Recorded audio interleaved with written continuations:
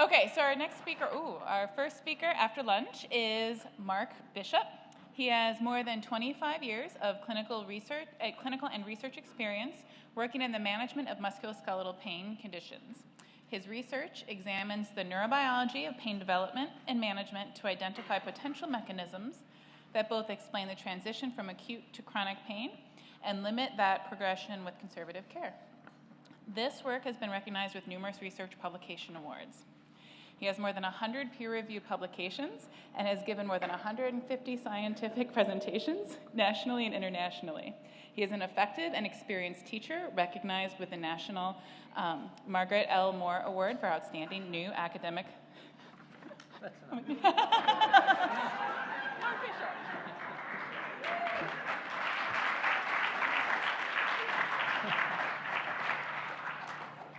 Maxie's right, that stuff does go on. So I feel like this will help coax you into a postprandial state of relaxation after some of the enthusiastic and exciting stuff this morning. But it's been very interesting that I think there'll be some pretty solid links between what we were talking about this morning and some of the ways that we've been looking at this sort of stuff in our lab. So a bit more researchy now than this morning. But if you do plan on having a nap, the general overview is that we're going to talk about kind of expectations and what they are and how they affect our provision of care, certainly our provision of care and how we receive care.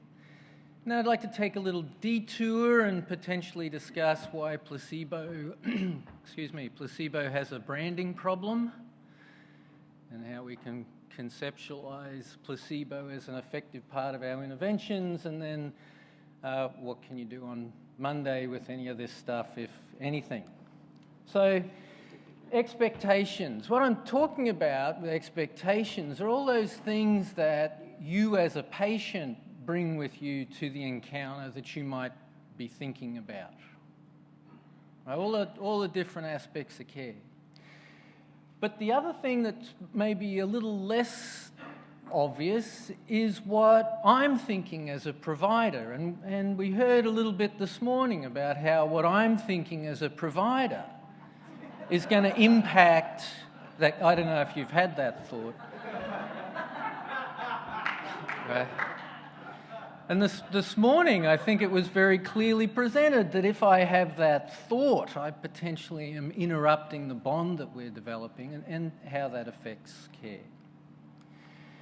Now, in general, to science you to sleep, but they kind of break these expectations down into a set of, or a group of these.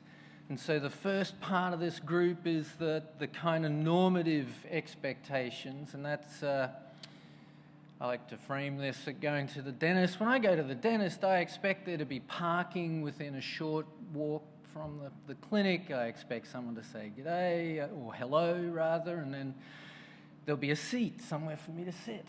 And these are all normative things, the things that I expect to be common as part of the care.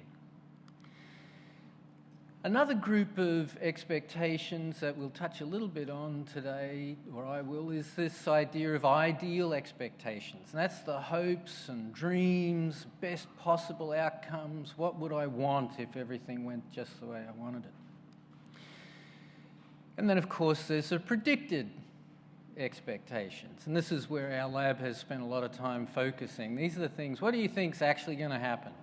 And I don't know if that's clear, but ideal might be, this is what I really want to have happen, and predicted is what I actually think is going to happen. And so it turns out these have a pretty massive impact on everything I do for pain management. And then the last is, I've always liked this category, unformed expectations, as yet undeveloped nascent expectations of care, which is another place where our interactions can have a powerful sort of formative interaction with people's beliefs about future care, current care, and those type of things. So, expectations in this particular context are related to some active cortical mechanisms that we'll discuss that modify physiological function. Expectations enhance your own endogenous capacity to modulate pain, which is the placebo mechanism. And this is a nice figure that Fabrizio Benedetti put together. People who have a real interest in this probably have come across that name, but if you haven't, it's done some spectacular work. And I've always liked this particular model here because it includes all the different things that actually go into having a physiological response to a placebo. Kind of apropos, sorry, six decades hitting my vision pretty solidly here. But what we want to think about in the context of this talk is going to be expectations of the patients, learning, and then a little bit later, my bias and how that interacts. Now, this is the rebranding part, because our lab spends a lot of time thinking about placebo mechanisms, not placebos, but placebo mechanisms. And when I say the word placebo, potentially, you know, this is an educated audience, but sometimes people will say, oh, placebo is nothing. Placebo is the sugar pill. Well, the placebo mechanism is far from nothing. And I'm just going to bore you for a couple of minutes with some of the physiology here. And in the top panel, this is conditioning effects when I actually condition you with cyclosporin and strawberry milk, right? Cyclosporin's going to downregulate some of your interleukins so that you're actually lowering some of these metabolic indices of inflammation. So if I give you cyclosporin and strawberry milk 4 times over 3 days, and then on the 5th day give you strawberry milk, you have a big anti-inflammatory response to the strawberry milk. That's not nothing. That's pretty powerful influence on your own physiology. This one makes me sad, because as you can tell, I'm a giantly robust muscular individual and spent probably all my late teenage, early 20s trying to lift weights to get huge. And so I studied all the stuff about growth hormone release, and I got to do 4 sets of 8 to 12 with a minute's rest in between. I got to get a lot of sleep, and I got to do this stuff to get growth hormone to be released. Or I could have taken strawberry milk.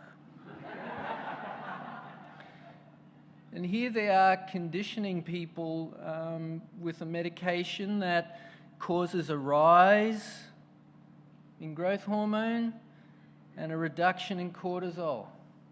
When they give them the strawberry milk, measurable reductions in cortisol and a measurable spike in growth hormone. Once again, this is not nothing. This is incredibly powerful endogenous physiological capacity.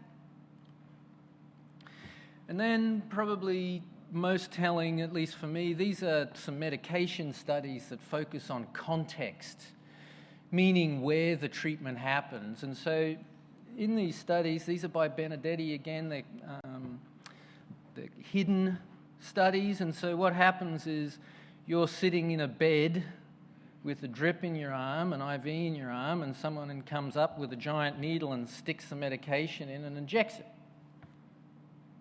Right here.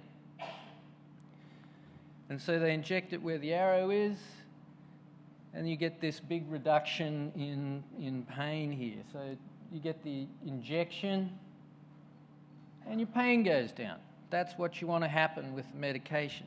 Now, when you repeat that study, but you don't let the person know when they get the medication, holy cow. Holy cow. So here's a pretty potent pain medication. It turns out I picked this one because this is the most dramatic one, of course. Turns out benzos have an effect for those people that are concerned, but the size of the effect is moderated by the context in which the medication is given. All right? I think you can see where I'm going here, is that I provide you pain treatment in a context. In my imagination, I have never walked into a black room in a dark spandex suit to treat someone lying on the table who's blindfolded and asleep.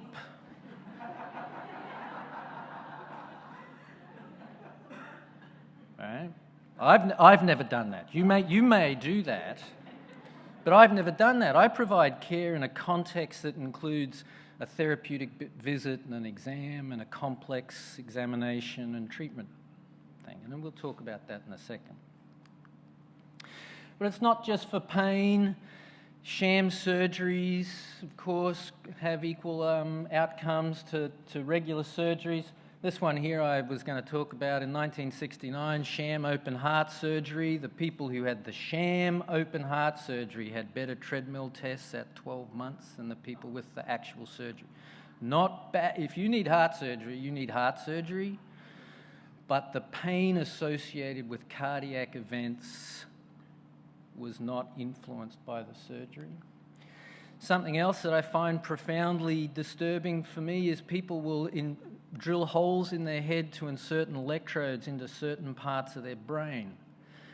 Benedetti's group has shown that the efficacy of DBS depends on whether the person thinks it's on or off.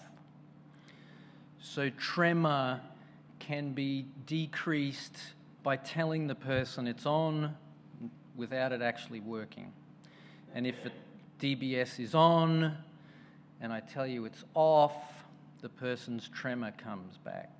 So once again, these are really profound examples, at least to me, about how this cannot be passive and has a tremendously powerful physiological effect on just about everything we're doing.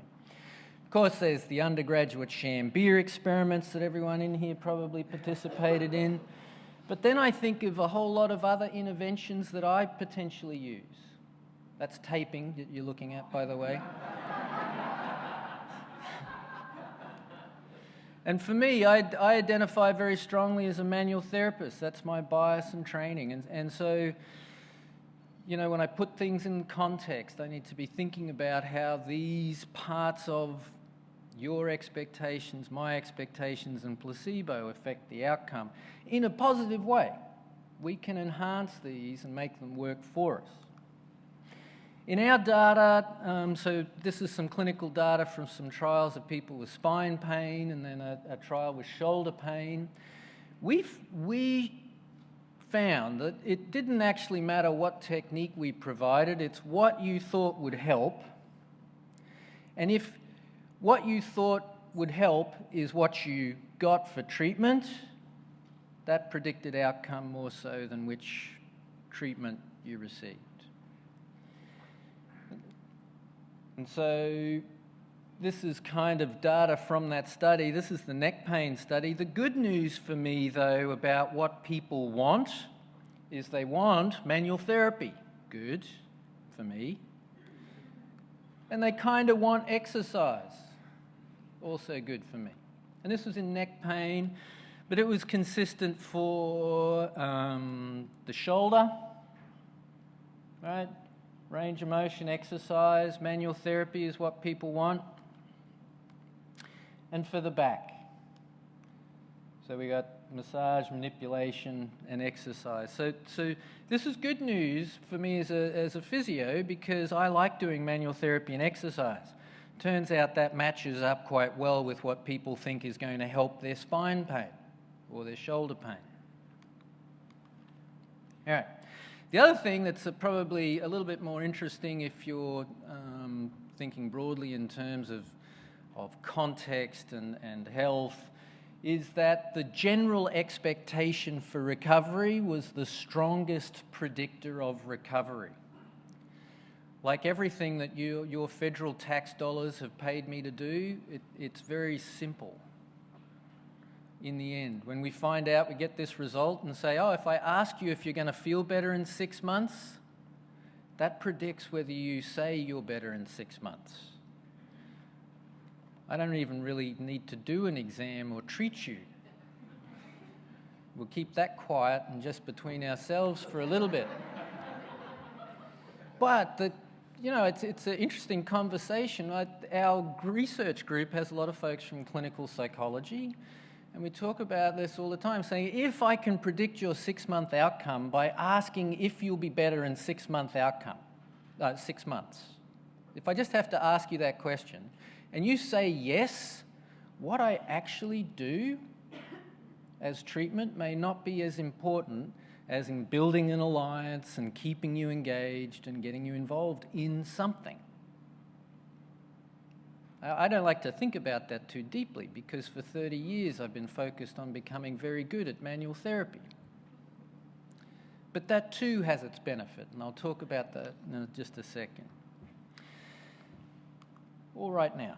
So we just finished some work, a lot of work, 6 years, 400 people. It took a long time studying, comparing these complementary alternative interventions. We thought we'd compare spinal manipulation to spinal mobilization, 2 of the thousands of techniques to treat back pain. But we also included what we thought was a sham, and that was therapeutic touch. 6 years later, turned out patients wanted therapeutic touch, preferred therapeutic touch, expected therapeutic touch to help their pain. So we found no differences across any groups in the amount of pain relief.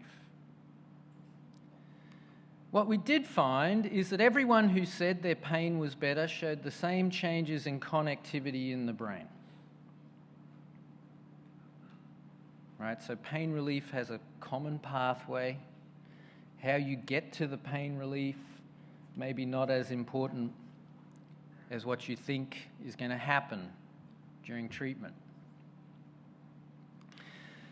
So what kind of explained this outcome? One of the directions we took was to think about provider bias. So just let me tell you, stick with me, tell you a story right now. When we started this study, we had a chiropractor working with us. I'm just going to make fun of Chaz for a minute. Chaz, hands of God, gay. And that was the persona Chaz had. 6'2" of Division I wrestler physique, hairdo, hands of God. His outcomes were pretty good. Didn't matter what Chaz did to you. You got better. The other trialist we had was Joel Bialosky, that some people may recognise that name. 30 years, fellow of the Academy of Manual Therapy, teaches all over the world. His outcomes were pretty good. Then we had some other poor sucker who was the third interventionalist, only 15 years of experience, but no strong preference for treatment. True equipoise. She believed that you could match the treatment to the patient and that all treatments had an effect. Her outcomes were the worst. So what we found, going back across a couple of our different studies, was that the provider's strong preference for anything, didn't matter what it was. If a provider had a strong preference for treatment, their outcomes were always better, didn't matter what treatment they were doing. So what we think that is represents this efficacy of the provider or confidence of the provider. When Charles, hands of God, gay, walked into the clinic, it didn't matter what Chaz was doing. He was able to work with you and probably do some of these intangible things, building an alliance, building trust. You became confident that Chaz was going to be able to make a difference for you. It didn't matter what he was delivering. And so that has gone back and explained a lot of our findings over the past 10 years. And so we have to kind of think about some of this. if you're reading a lot of research, ask, did they measure provider bias and efficacy? Did they control for what participants wanted and thought to get them better? And there's only a couple of studies that have done that and done that well.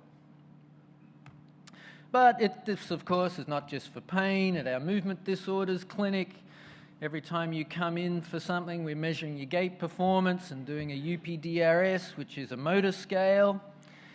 Went back and looked at predicting whether our awesome physical therapy interventions were making a difference. Nope. What made a difference was the person's state apathy. How were they feeling that day? Did they want to do it? And once again, that kind of makes sense when I say it like that. If someone's coming in and is feeling, and I say, walk as fast as you can. And having that predicted, I think, is intuitively sensible. But it's also related to participation in rehabilitation. And the knuckleheads in the room.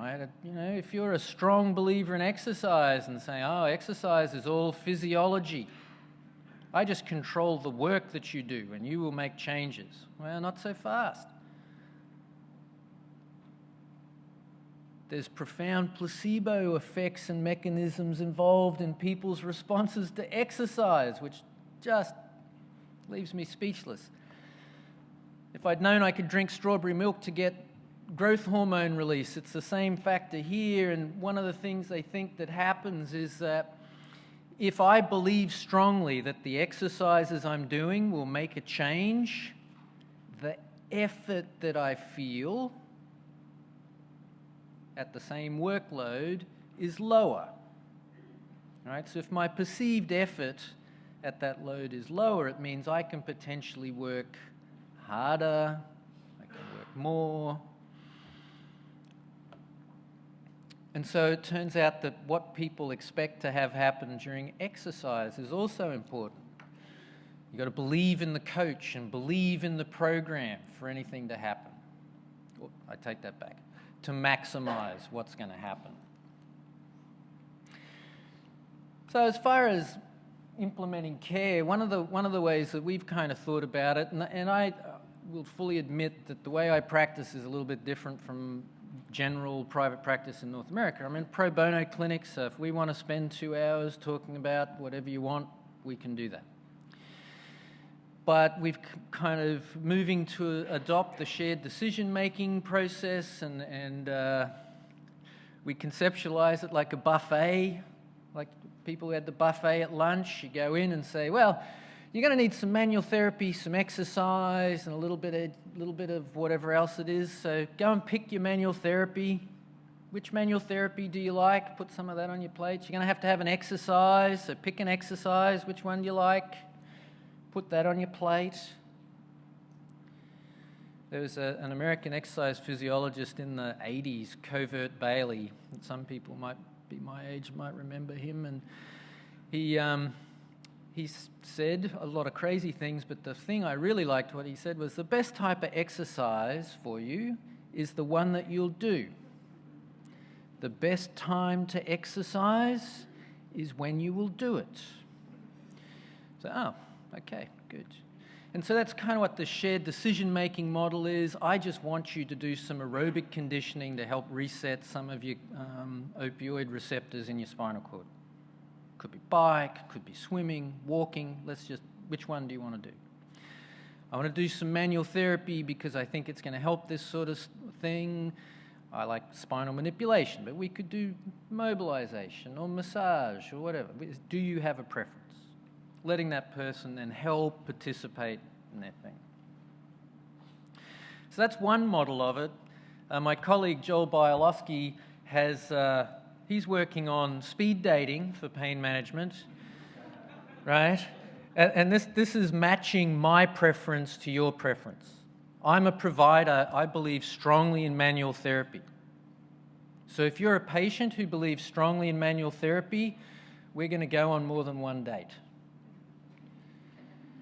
Right? But if you believe strongly in exercise, and I don't give you any exercise, it's not going to work. So maybe you need to see my colleague who believes very strongly in exercise. So we're kind of seeing how that works. It's working in one of the larger healthcare networks in Jacksonville. We're trying this, so it seems to be working out so far. All right, and we've already heard quite a bit about how words have power, but I just want to show you from a placebo standpoint. And to get there, I need to go forwards. To get there, I need to tell you about this study. And this might be not suitable for work, so just hang on just a second. So about a decade and a half ago, there was a treatment for irritable bowel that involved inserting a balloon into the rectum and maximally expanding the balloon to generate pain, habituating the person to the feeling of stretch in the rectum. This was an actual thing. And we actually got people to volunteer for this in this study.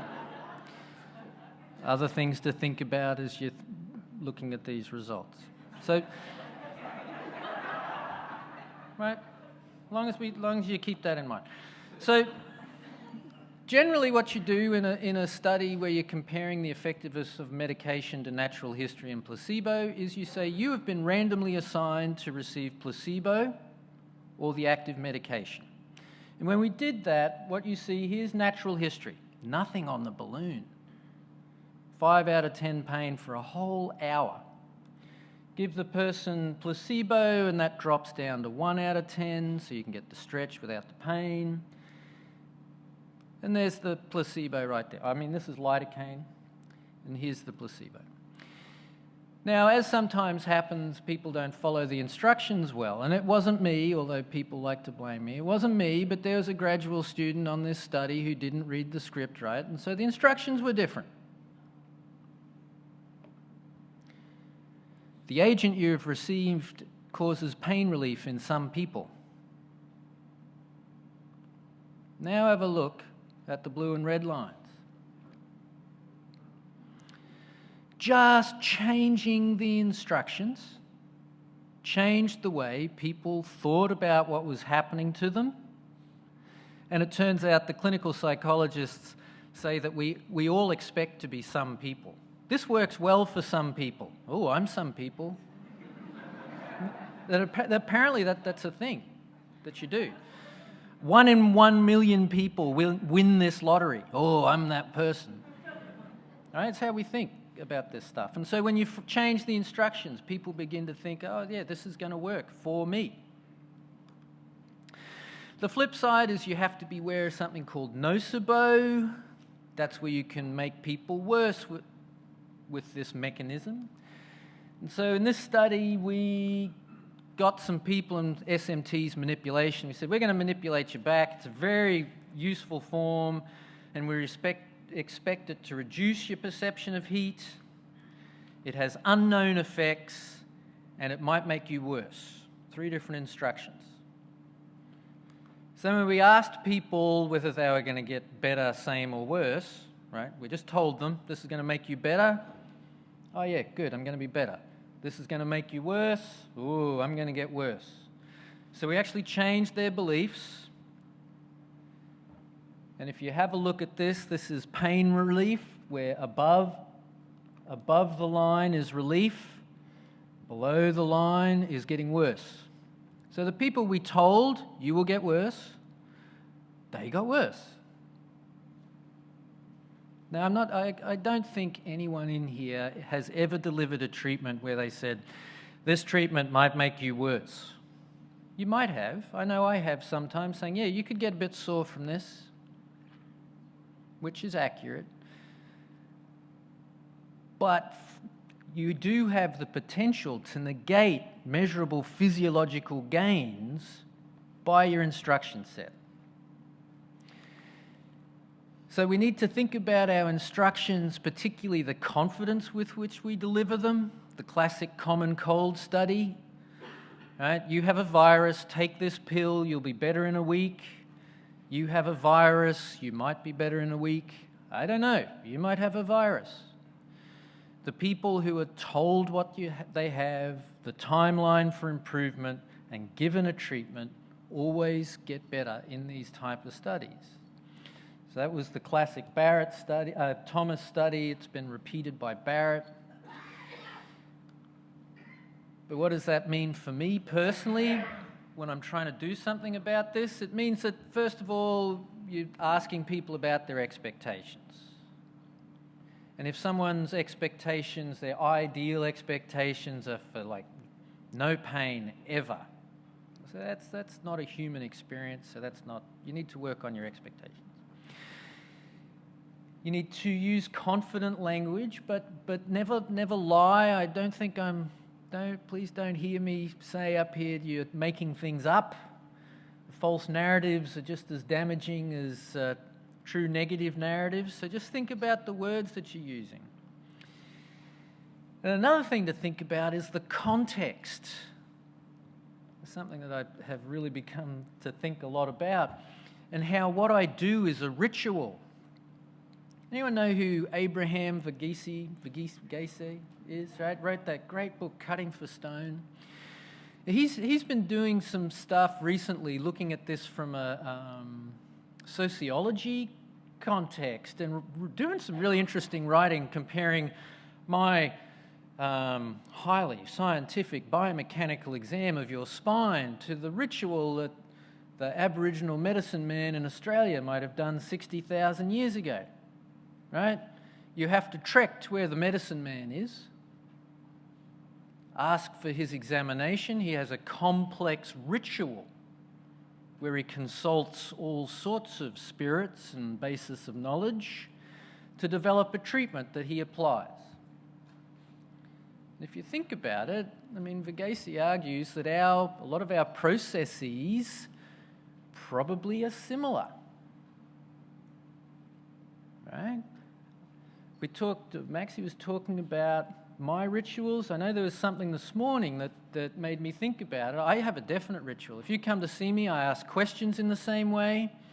I do the exam in the same way, even knowing the reliability of a posto-anterior glide is quite low.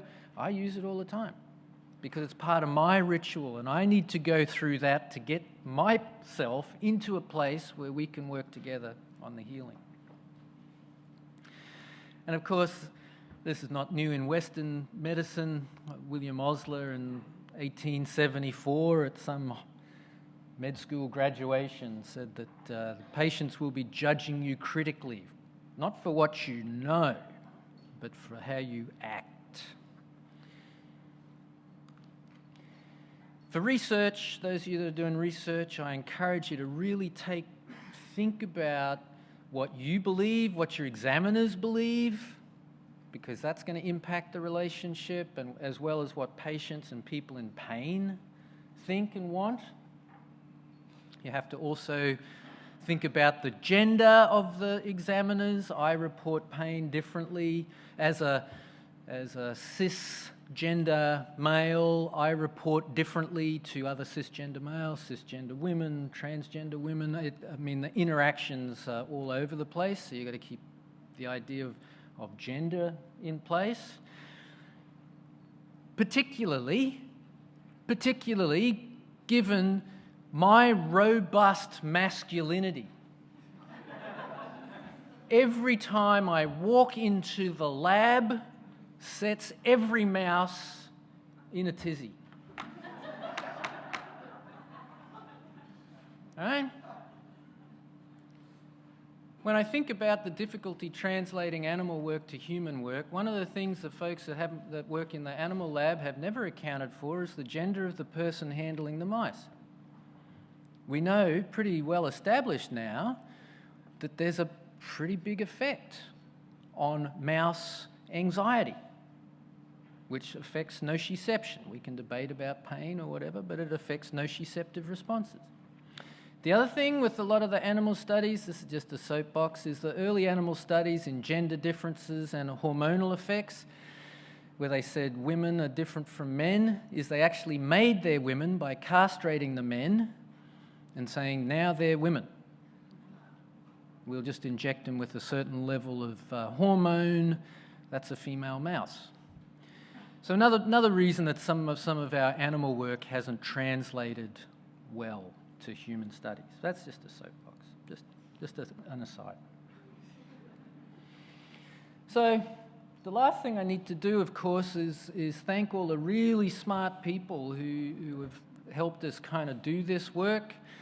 I don't know, people may recognize a couple of names. We've got Stephen George down here, who was a long time, still is a collaborator, and some of the other members of the lab who have graduated and flown away.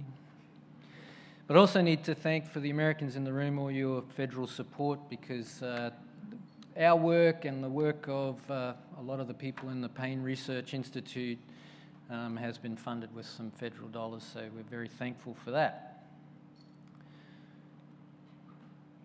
I'd love to hear your questions, but particularly I'm passionate about this rebranding of placebo thing. That's my favourite, Sarah. But I'll answer any question. So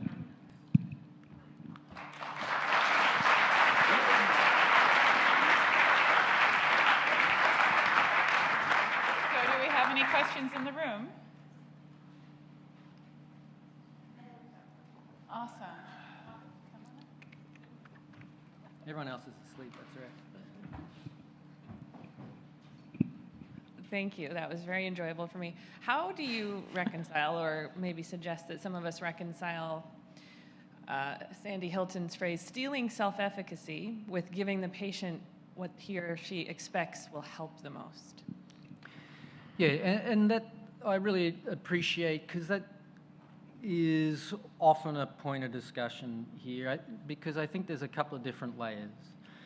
One is, this is my opinion, is not to use an intervention I know might be harmful, is not to include it. But if it's not going to cause harm for me to include what you want in with stuff I want, that could be okay.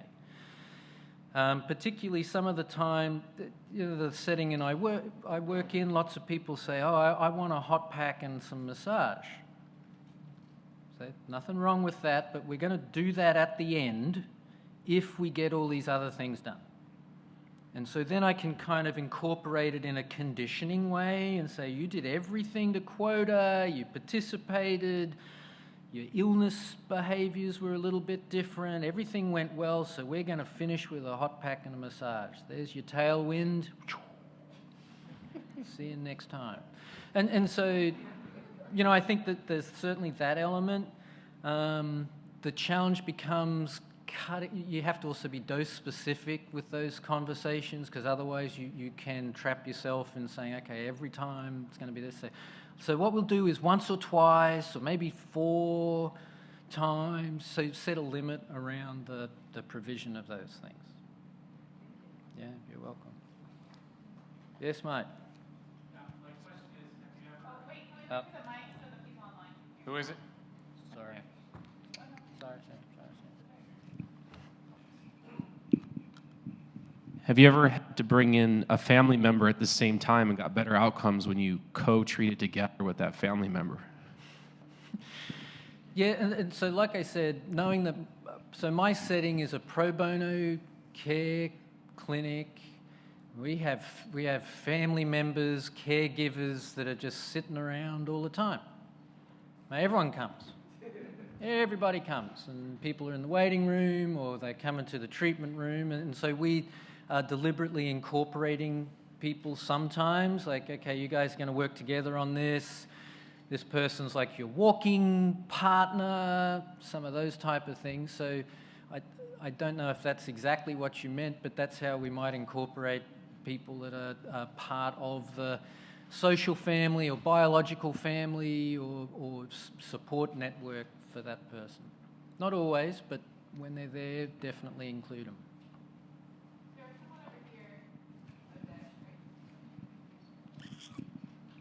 Hi, Mark. I've just got a question, a comment. Oh, that, finally, someone I can understand. Yeah, okay. yeah, just from across the Tasman. You made a comment around providing context and meaning, in a healing ritual. I just wonder, I think we can definitely provide context for our patients, but I wonder if meaning is something that is they attach to it rather than something that we can actually provide. We might be able to provide the conditions for it. I just wonder if you've got a comment about that. No, I completely agree. Meaning has to be, meaning is assigned by that person, but I think we're establishing the kind of milieu in which the meaning can go in a direction that we want, and we can help kind of frame that meaning for them. So, okay, as I'm doing these things,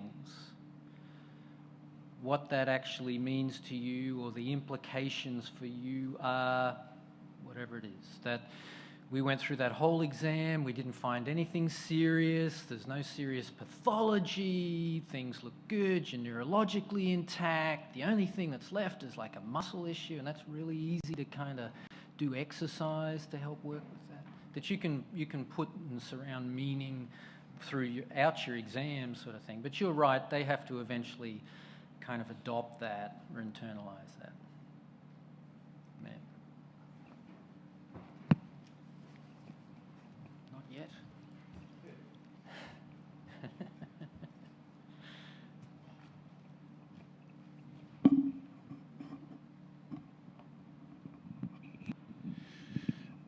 So you brought up the trouble of, or the problem of rebranding placebo, and so I'd like to.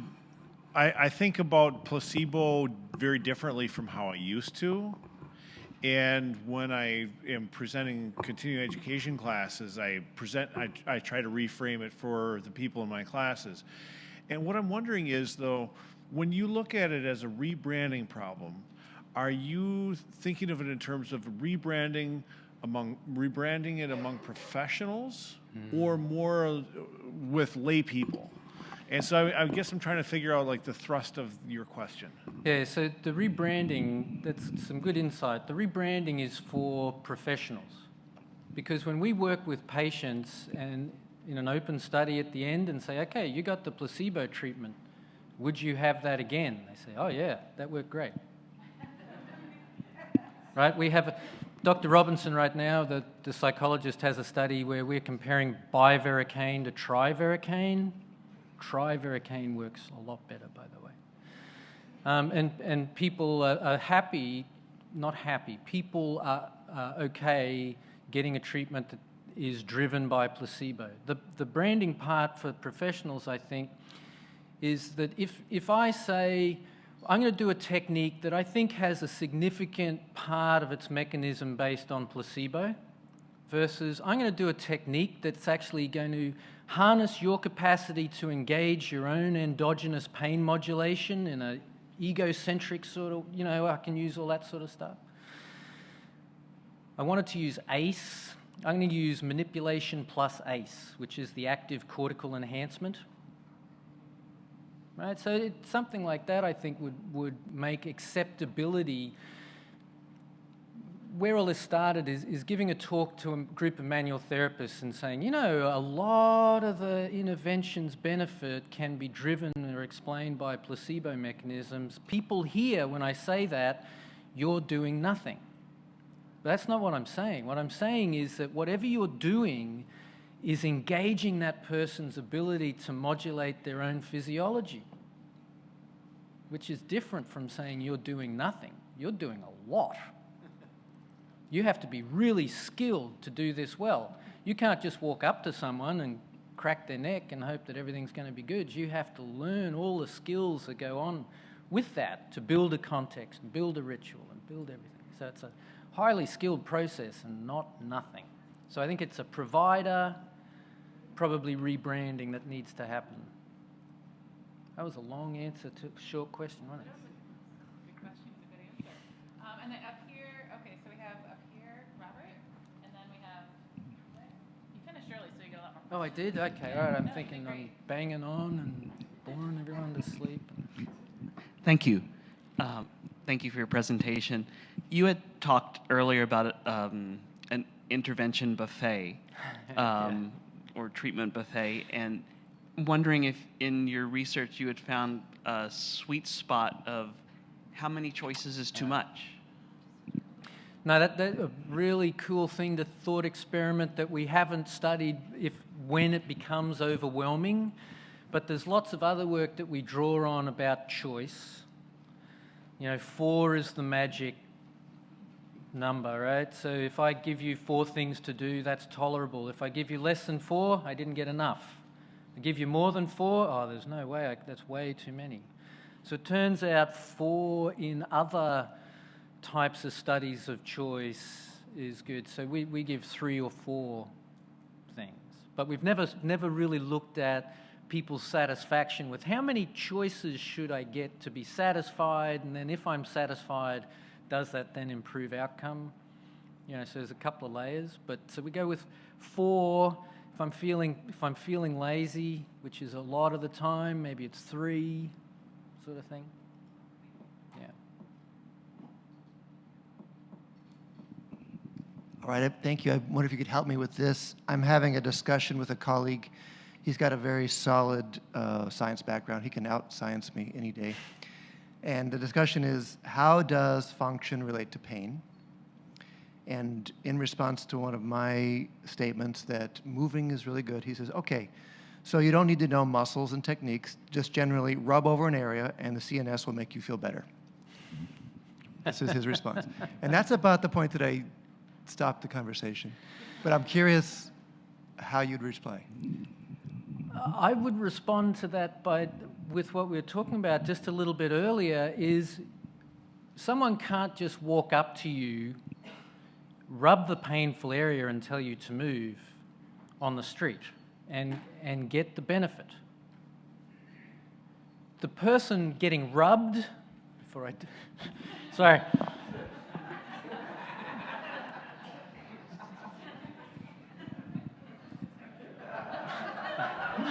Not even sure where to go. The person getting rubbed has to believe that rubbing is going to make a difference.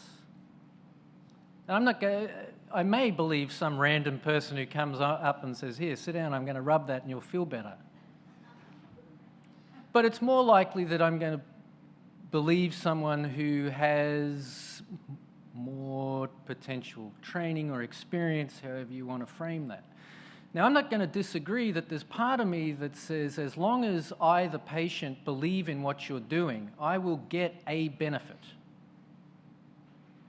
It may not be as much as if it's treated with a complex package of stuff, but it will change, right? So I think the response to your colleague would be, yeah, if an untrained person comes up and rubs a painful elbow and tells them to move, there will be a change, but it'll be very small. If we want to get a larger change, then we're going to need to do some other things, and to do those other things, you need experience or training to be able to provide the context, harness all those other things we're talking about, as well as potentially modify physiology with exercise. This placebo mechanism just magnifies effects. It's difficult to say that you can get a change in pure isolation. You have to have been conditioned to an actual effect at some point for a placebo to work by itself. I can't just rub like saline on your skin and say, okay, now this is going to work as a pain reliever, unless you've been conditioned to that somewhere else along the line. So these can't just happen by themselves. We have a question online. Yes, we have an online question here from Stephen. How do you explain to your patients what's happening when you do a joint manipulation? Oh, well, the way I explain it, so this is for me, I say that whenever we do a high-speed manipulation technique to a joint, we're actually giving your nervous system a really big stimulus. And what we know pretty soundly is that causes all these changes in your spinal cord that we can measure. We inhibit some of the neural processes that magnify pain. We also might be changing how the joint moves, but that's probably not the primary effect. We're probably getting all these changes in how your spinal cord and brain are processing the painful movements. It'll reduce your pain for a little while that we can actually move, exercise, change, whatever we've got to do. That's how I would explain it. Was there a hand over here? Okay, there, and then there was just someone here. Yeah. Hi, I'm still a student, and I'm just looking for a little more insight into the difference between utilizing the placebo effect and like lying to the patient.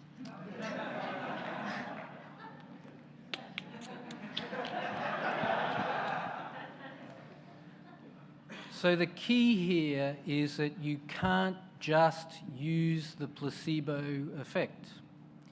You can harness the placebo mechanism to magnify the effects of your treatment. And I encourage you never to lie to the patient. You know, when you're harnessing the placebo, that's why we were talking about the branding. We say, I'm going to do something that we know changes your neurophysiology. And if I present it to you in this way, we can actually get a much bigger effect, much bigger change in your neurophysiology. That's what we're doing. But if I say, we're going to do this technique and a lot of it works through placebo, you go, we're going to do this technique and we're actually going to really engage your own system's ability to modulate what is going on. So you're not lying, and you can't provide, I beg your pardon, you could provide placebo by itself, but it doesn't work very well. It can magnify effects and make the effects that you're getting bigger, right? So you're not lying, don't lie. You mentioned the general expectation of recovery as being the biggest predictor of recovery. I wonder how we can do a better job, either on an individual level or in a cultural, societal level, of improving that expectation. Yes, that's... Can I talk politics for a little bit? Right, because part of that, I had the opportunity to go in Florida to talking to a bunch of legislators about non-pharmacological management of pain and how, you know, if you get in to see someone from chiropractic, PT or acupuncturist, chances are your downstream utilization of opioids is reduced 60%, exposure to new prescriptions is only 20% in those patients. And the legislators going, why isn't this on the news? Well, because none of our associates, I know the PTs don't, I'm sure the Massage Therapy Association, the chiropractors might have enough, but it's public awareness, advertising. You can see maybe a Lyrica commercial before the news, but you're probably not going to see an ad saying non-pharmacological management for your spinal pain reduces So that's a funding, branding, lobbying. If you're not a member of your association, become a member of your association. And if you don't want to become a member, donate to your PAC so they can do these things. So that's one part. And having, you know, I grew up, and I don't know if you could tell, I grew up in a foreign country, and it's not foreign to some. Foreign to some. And so when I think about growing up in Australia, you would see stuff like go and see your physio for whatever. I was watching a rugby match on YouTube, and it's got one of the teams is sponsored by so-and-so physiotherapy. And so just that's back to that cultural thing. We probably don't do much of that. You don't see a lot of or conservative care and television and all those sort of things. So that's another long answer to a short question. But yeah. Any other questions? Online, anything? We Says got one more online. I'm over. I know, but you're not. Sorry. Otieno asks, are there studies showing patients that initially had good outcomes with placebo but then got worse over time?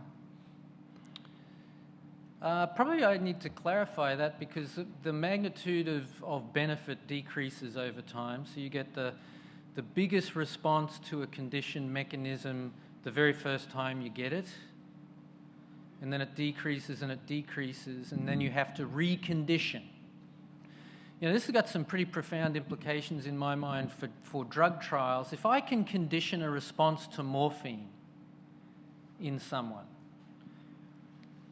and after 2 days of pairing the conditioning stimulus to the morphine, on the third day I can just give the conditioning stimulus and they get a morphine response without the morphine, even if that happens just for 1 day, I've cut their exposure to opioids by a third.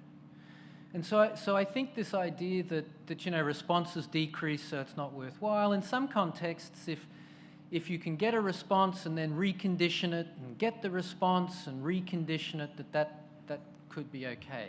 So I don't know if I interpreted the question properly, but I certainly answered a question. Just not the question. All right, anyone else? Oh, we have here. Where?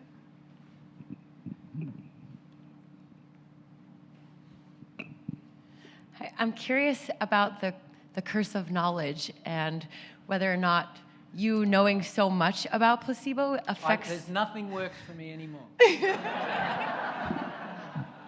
No, this is a great question, and a series of debates we have in education is that my power as a provider came because I believed very strongly in my capacity to do what Miss Joel taught me in PT school was the best way to manage spine pain. 30 years later, having studied mechanisms, I say, well, what Miss Joel told me in the 80s is not actually what happens. And so you're right that if part of this is predicated on my belief in what I'm doing, but the education system is saying there's no evidence to support the efficacy of this treatment in patients with spinal disorder, then the student is left with this thing saying, what do I do? What do I do? If half of it is placebo mechanism and nothing works for large groups of people, how do I move forward? And so what we try to do is provide context for students that you know, while these, and I'm being manual therapy centric, but while these techniques may not work the way we originally posited, they still work for millions of people all the time, just not the way we thought they did. They work because you systematically apply knowledge in a way that builds trust and alliance, and you apply these skilled and protected activities to decrease threat. It just may look different depending on what you're doing as a provider, but everyone's got these consistent elements. So then you say, find a system you like doing, believe in would be really good if you can find that. And then practice it, because you have to practice it a lot. I have a colleague in Chile who studies systematic knowledge, and as you develop a systematic approach and systemized knowledge, your outcomes go up as a provider, right? Because now you're doing things the same way all the time in the same set of... There's something about doing these systematic things over and over that improve your capacity as a provider as well. So find something you like, hopefully believe in, and then practice it a lot. Is the best advice I have, which is pretty lame, but it's still the best advice I have. Okay, we're going to let you stop answering questions now. And thank you very much. All right.